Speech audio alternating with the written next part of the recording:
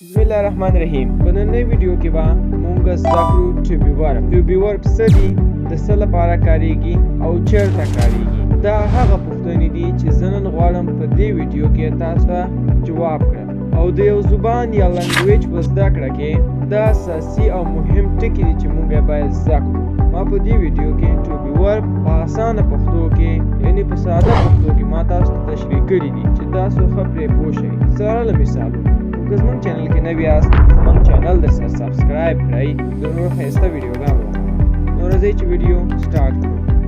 to be verb ته موږ درې نومونه لرو چې یو to be verb ده، یو هم helping verbs ورته وایي او بل هم auxiliary verbs ورته وایي. دا درې نومونه ورته موږ کاروای شو، خو دیو کې عام چې ده هغه to be verb.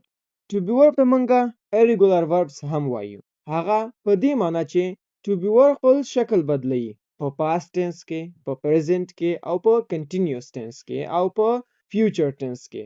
دا خپل شکل بدلوي. to be verb و شکل لري چې اول هغه ده be، am، is، are، was، were، been، being. اوس به دا ټول په ساده پښتو کې تاسو ته explain کړم او په مثالونو کې به یې وښایم. خو د دې نه مخکې چې تاسو ته زه دا ټول explain کړم، د هغې نه مخکې تاسو ته زه یو څو اګزامپله درکومه چې دا څه لپاره کاریږي to be verb. اول هغه ده state، د حالت لپاره کارول کیږي. دوم هغه ده identity، د تعارف لپاره کارول کیږي. او دریم هغه ده location، د موقعیت لپاره کارول کیږي. اوس راځم درې اګزامپله درکومه. نو اول هغه ده I am a teacher، زه یو استاد یم. دلته to be verb am ده، am. اوس خو مونږ ته پته ولګېده چې دلته to be verb چې ده هغه am ده، خو دا دلته څه ښیي؟ دلته identity ښیي، زموږ تعارف کوي چې زه څه یمه، زه یو ټیچر یمه. دلته زما تعارف یې وکړ to be verb چې دلته زه څه یمه، زه یو ټیچر یمه. he is sad، هغه خفه ده. he is sad، هغه خفه ده. دلته چې to be verb ده هغه is ده، is to be verb ده. څه یې وکړل؟ دلته یې state وښود یا حالت یې وښود د هغه. هغه څه ده؟ هغه خفه ده. دلته د هغه حالت وښود. په اول اګزامپل کې زمونږ تعارف وکړ، په دوم اګزامپل کې د هغه حالت وښود چې هغه څه ده؟ هغه خفه ده. دریم اګزامپل ده they are in the city، هغوی په ښار کې دي. they are in the city، هغوی په ښار کې دي. دلته to be verb are ده. are چې ده دلته to be verb ده. څه یې وکړل؟ د هغوی لوکیشن یې وښود چې هغوی چیرته دي؟ هغوی په ښار کې دي. نو د همدې مهمو او مین شیانو لپاره to be verb کاریږي. د state لپاره، د identity لپاره، د location لپاره. درې مهمو او مین شیانو لپاره څه کاریږي؟ to be verb کاریږي. اوس به موږ شروع کوو له be نه. ګورئ دا be چې ده دا د to be verb base form ده، یعنی هغه ساده شکل ده. اوس دا چیرته کاریږي؟ be used after modal verb. be د modal verb نه وروسته کاریږي. modal verb کوم دي؟ زه دلته تاسو ته شو کوم چې modal verb چې دي هغه should، can، would، will، shall، ought to، must، may. دا ټول modal verb دي. که تاسو غواړئ چې زه تاسو ته په modal verb باندې پوره کورس ریکارډ کړم او modal verb تاسو ته په ښه انداز کې تشریح کړم، فقط تاسو په کومنټ کې یس ولیکئ. زه به تاسو ته انشاءالله په راتلونکې هفته کې پوره د modal verb کورس ریکارډ کړم. نو بل چیرته کاریږي؟ کله چې مونږ passive voice جوړو دلته هم مونږه to be verb کاروو. او په future tense کې هم کاریږي. د will او shall نه وروسته مونږه to be verb په future tense کې کاروو. بل په future continuous tense کې هم کاریږي. هم مونږه to be verb کاروای شو. لکه I will be speaking، زه په خبرو کولو لګیا یم. دلته چې کوم be استعمال شوی دا په future continuous tense کې کار شوی، یعنی زه په خبرو کولو لګیا یم. اوس به زه تاسو ته څلور اګزامپله درکم چې د modal verb نه وروسته دا څنګه کاریږي. after modal verbs you should be careful، ته باید ډیر احتیاط وکړې. you should be careful، ته باید ډیر احتیاط وکړې. دلته should modal verb دی او کوم be چې راغلی دا to be verb دی د to be verb base form دی دلته be استعمال شوی دی اصلي شکل دی په future tense کې داسې کاریږي I will be home زه به په کور کې یم اوس په کور کې نه یم خو زه به وروسته په کور کې یم ځکه چې په future tense کې دلته کار شوی کوم be چې تاسو دلته وینئ دلته to be verb ده د to be verb base form یا هغه اصلي شکل ده کله چې مونږه passive voice جوړو the work must be done کار باید تر سره شوی وای اوس کار نه ده شوی خو کار باید تر سره شوی وای the work must be done کار باید تر سره شوی وای دلته be to be verb ده بیا هم تکراری درته وایم چې د to be verb base form ده یا اصلي شکل ده کله چې مونږه future continuous tense کې کاروو داسې به کاروو she will be cleaning a house هغه به د کور په پاکولو کې لګیا وي په روانه زمانه کې به هغه د کور په پاکولو کې لګیا وي په آینده کې په فیوچر کې اوس به مونږ زده کړو SMR هغه be چې وه هغه بیس فارم و یا اصلي شکل و اوس به دلته مونږه SMR زده کړو SMR چېرته کاریږي او په کومې ټنسو کې کاریږي SMR په present tense کې کاریږي او په present continuous tense کې کاریږي اوس به تاسو څو اگزامپل درکم په دې سره به دا بیخي تاسو ته کلیر شي واضح بشي چې SMR چیرته کاریږي او څنګه کاریږي اوس د SMR دوهم شکل چې دا هغه was او were ده د is او am دوهم شکل چې دا هغه was ده او د are دوهم شکل چې دا هغه were ده کوم چې مونږ په past tense کې کاروو was and were په past tense کې کاریږي او SMR په present tense کې کاریږي لکه I am a driver زه یو ډرایور یم دلته to be verb څه دي to be verb am ده I am a driver زه یو ډرایور یم زه اوس یو ډرایور یم په موجوده وخت کې زه ډرایور یم که زه وایم چې زه یو ډرایور وم زه به داسې وایم I was a driver زه یو ډرایور وم مونږه مخکې زده کړه کله چې ام راشي کله چې د ام past tense کې کاروو دې سره مونږه was لګوو ځکه چې د ام او اس سره was استفاده کیږي په past tense کې اوس کله چې مونږ وایو زه به یو ډرایور جوړېږم په فیوچر کې دا به مونږ څنګه وایو I will be a driver زه به ډرایور جوړېږم په فیوچر کې به زه یو ډرایور جوړېږم نو دلته مونږه SMR کاروو په present tense کې او په present continuous tense کې او was او were په past tense کې او په past continuous tense کې مونږه کاروو او will be مونږ په future tense کې کاروو او مونږ یو بل شکل هم لرو د SMR چې هغه ده been دا بیا په perfect tense کې کاریږي کامله زمانه کې کاریږي یعنی چې یو زمانه مکمله شوی او ختمه شوی مونږ هغه هلته been کارولای شو او بل شکل چې دغه being ده چې په present tense کې کاریږي زه غواړم چې تاسو ته په آخر کې explain کوم اوس راځو SMR ته د SMR خو مونږ زده کړل چې past tense کې کاریږي هغه was او were دي او په future کې چې کاریږي هغه will be ده اوس به مونږ زده کړو چې دا SMR د کومو subject pronoun سره راځي که تاسو subject pronoun نه پیژنئ یا هم تاسو نه پوهیږئ چې subject pronoun کوم دي نو مونږ په دې باندې مکمل کورس ریکارډ کړی دی زه تاسو دلته شو کومه تاسو کولی شئ چې هغه هلته وګورئ او بیا subject pronoun زده کړئ اوس دا am چې ده دې د I سره لګي am معنا یم ګوره I زه شو am معنا یم for example I am زه یم I am زه یم he she it له s سره لګي معنا یې ده ده او we you they له r سره لګي معنا یې ده دی یا ده اوس زه وایم I am a student زه یو student یم I am a student زه یو student یم he is a boy هغه یو هلک ده اوس خو مونږ داسې نشو ویلی چې he am a boy هغه یو هلک ده ځکه چې جمله غلطه راځي نو مونږ به وایو چې he is a boy هغه یو هلک ده ګورئ هر زبان یا هر لنګویج ځانته رولز لري. که مونږ د یو زبان د یو لنګویج رولز زده نه کړو، مونږ هیڅکله نشو کولی چې په یو زبان کې په یو لنګویج کې خبرې وکړو. نو د زبان د زده کولو لپاره یا د یو لنګویج د زده کولو لپاره مونږ باید د بیس یا اساسي ټکي زده کړو چې عبارت دي له to be verb څخه. ګورئ بل ده هغه you are a doctor. تاسو یو ډاکټر یې. you are a doctor. تاسو یو ډاکټر یې. دلته are وکارول شو ځکه چې زموږ سبجیکټ پروناون چې ده هغه جمع ده. کله چې سبجیکټ پروناون جمع یي مونږ دلته are کاروو. اوس په past tense کې he she it لپاره was ده. he she it له was سره کارول کیږي.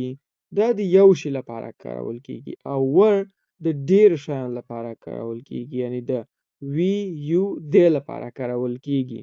لکه I was a teacher. زه یو ټیچر وم خو اوس نه یم. he was a driver. هغه یو ډرایور و اوس نه ده. په تیر زمانه کې یو ډرایور و اوس په موجوده زمانه کې چې د هغه یو ډرایور نه ده. بل د will be. مونږ چې کوم سبجیکټ پروناون لرو د هغې ټول لپاره will be کاریږي. هیڅ استثناءات نه لري. د ټول لپاره مونږ کولی شو چې will be وکاروو.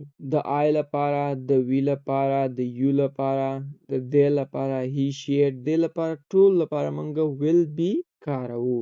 اوس به مونږ اگزامپلونه ووایو. اول هغه ده په present tense. I am ready.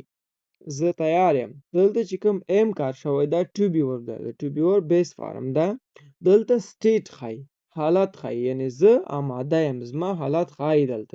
اوس که همدا سنټنس په past tense کې ووایو مونږ به څنګه وایو؟ I was ready. زه تیار وم. په تیره زمانه کې یا په تیر وخت کې زه تیار وم، اوس نه یم تیار. که همدا سنټنس مونږ په آینده زمان کې یا په future tense کې وایو مونږ به څنګه وایو؟ I will be ready. زه به تیار یم. I will be ready. زه به تیار یا آماده یم. یعنی چې ته له کور یا دکان یا له بازار راځې زه به تیار یم. I am happy. زه خوشحال یم. I am happy. زه خوشحال یم. دلته دا سنټنس بیا زموږ حالت ښیي چې موږ څه یو؟ زه خوشحال یم. زه خوشحال یم. که په تیره زمانه کې هم دا سنټنس وایو مونږ به وایو چې I was happy. زه خوشحال یم. I will be happy. زه به خوشحال یم. I am your teacher. زه ستا ټیچر یم. I am your teacher. زه ستا ټیچر یم. دلته to be verb څه کار وکړ؟ زمونږ انټروډکشن یې وکړ چې زه یم، زه ستا ټیچر یم. I am your teacher. زه ستا ټیچر یم. I was your teacher. زه ستا ټیچر وم. I will be your teacher. زه به ستا استاد جوړیږم. که څه هم اوس ستا استاد یا ټیچر نه یم خو زه به ستا استاد جوړیږم. I am upset today. زه نن خفه یم یا ناراحته یم. I was upset yesterday. زه تیره ورځ ناراحته وم. I will be upset tomorrow. زه به سبا ناراحته یم. I am at school. زه په سکول کې یم. I was at school. زه په سکول کې وم. I will be at school. زه به په سکول کې یم. ګورئ په دې سنټنسو کې زمونږ لوکیشن ښایي چې زمونږ لوکیشن چیرته ده. ګورئ زه په ښوونځي کې یم، ښوونځي کې وم او په ښوونځي کې به یم. دلته زمونږ لوکیشن یا موقعیت ښایي چې مونږ چیرته یو. She is a nurse. هغه یو نرسه ده. دلته په دې ځای کې to be verb is ده چې دلته انټروډکشن وکړو د دې ښځې چې دا څه ده؟ دا نرسه ده. تعارف یې وکړه، د دې ښځې معرفي یې وکړه چې دا څه ده؟ نرسه ده. She was a nurse. هغه نرسه وه. She will be a nurse. هغه به نرسه یي. I am a teacher. زه یو ټیچر یم. I am a teacher. زه یو ټیچر یم. I was a teacher. زه یو ټیچر وم. I will be a teacher. زه به یو ټیچر جوړیږم یا به یو ټیچر یم. په future tense کې دا سنټنس راغلی. It's hot. هوا ګرمه ده. It's hot. هوا ګرمه ده. It was hot. هوا ګرمه وه. It will be hot. هوا به ګرمه وي. دلته to be verb د هوا حالت ښیي چې هوا څنګه ده، څنګه وه او څنګه به یي په future. Hamid is busy. حمید مصروف ده. Hamid was busy. حمید مصروف و. حمید will be busy. هغه به مصروف وي. خپلو درسونو کې خپلو ټسټونو کې به هغه مصروف وي. The book is new. The book is new. ګورئ دا به بوک نه وایي. که تاسو بوک ویلې دا پروننسیشن بیخي غلط ده. تاسو به دا بک وایي. بک. The book was new. دا کتاب نوی و. اوس جوړ شوی ده. اوس نوی نه ده. The book will be new. دا کتاب به نوی وي. یعنی کوم کتاب چې زه اخلم هغه به نوی وي. You are late. ته ناوخته کوې. You were late. تا ناوخته کړه. You were late. تا ناوخته کړه. ګورئ دلته ولې مونږ ور وکاروو؟ ځکه چې زمونږ سبجیکټ پروناون چې د هغه جمع یو راغلی. نو دلته مونږ ور کاروو. ور. You will be late. ته به ناوخته کوې. زه په تا پوهېږم. ته به ناوخته کوې. The boys are there. هلکان هلته دي. there معنا هلته. boys هم هلکان. The boys were there. هلکان هلته ول. past tense. The boys will be there. هلکان به هلته یي. I am sick. زه بیمار یم. I was sick. زه بیمار وم. I will be sick. زه بیمار یم. دلته چې دا to be verb چې دا am ده، was ده او be ده. دلته څه وکړه to be verb زمونږ حالت یې وښود چې زه بیمار یم، بیمار وم او بیمار به یم. I am at hospital. زه په هسپتال کې یم. I was at hospital. زه په هسپتال کې وم.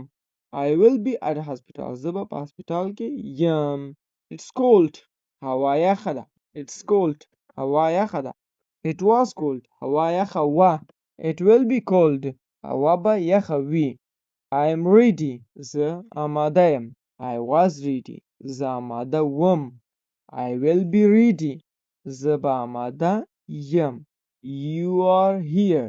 ته دلته یې. here دلته معنا ورکوي او there هلته معنا. You were here. ته دلته وې. You will be here. ته به دلته یې. د څو ګنټو وروسته به ته دلته یې. You will be here. ته به دلته یې. They are outside. هغوی بهر دي. They are outside. هغوی بهر دي. They were outside. هغوی بهر ول. They will be outside. هغوی به بهر یي. He is my teacher. هغه زما ټیچر ده. He is my teacher. هغه زما ټیچر ده. He was my teacher. هغه زما ټیچر و. He will be my teacher. هغه به زما ټیچر یي. اوس به خبر وکړو د being او been. کوم چې ما تاسو ته د ویډیو په سټارټ کې ویلي وو چې زه being تاسو ته وروسته اکسپلین کوم. نو اوس نوبت راغلی د being. being هماغه be ده. خو دلته موږ او تاسو ورسره ing اضافه کوو. د ing اضافه پکې کوو. کله چې موږ د ing اضافه وکړه نو دې نه جوړیږي being. اوس پوښتنه دا ده چې being څه ده او د څه لپاره کارول کیږي او په کوم ټینس کې کاریږي. نو راځئ چې زده یې کړو. اوس په اگزامپلونو کې زه تاسو ته وښایم چې being چیرته کاریږي او په کوم ټینس کې کاریږي. اوس په سنټنسو کې زه تاسو ته وښایم. اول سنټنس داسې ده چې هغه بد چلند کوي. موږ په انګلیش کې څنګه وایو؟ He is being rude. هغه بد چلند کوي. اوس دویم سنټنس ته وګورئ. He is rude. هغه بی ادبه ده یا بد طبیعت لري. اوس being د هغه عمل لپاره کارول کیږي چې څوک د لنډ وخت لپاره کوي. د لنډ وخت لپاره دغه عمل وکړي، بس دغه لپاره being کارول. بس د یو څو منټو لپاره یا د څو غنټو لپاره هغه عمل کوي. د دغه لپاره مونږ being کاروو. نو اوس په نور مثالونو کې یا نور اگزامپلونو کې زه تاسو ته ښایم او تاسو ته بیخي کلیر شي چې being د څه لپاره کارول کیږي. اوس مونږ وایو چې he is being rude. هغه بد چلند کوي. ګورئ هغه بد چلند کوي. اوس دا چلند کوي. مخکې داسې نه و. خو همدا اوس په همدا شیبه کې هغه داسې بد چلند کوي. نو دغه ځای کې مونږ being کاروو. خو په دویم سنټنس کې مونږ ولیدل چې he is rude.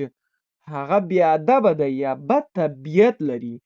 دا کوم بد طبیعت چې دا لري دا د ډېرې مودې راهیسې دا بد طبیعت لري. اوس دا د طبیعت بد شوی نه ده.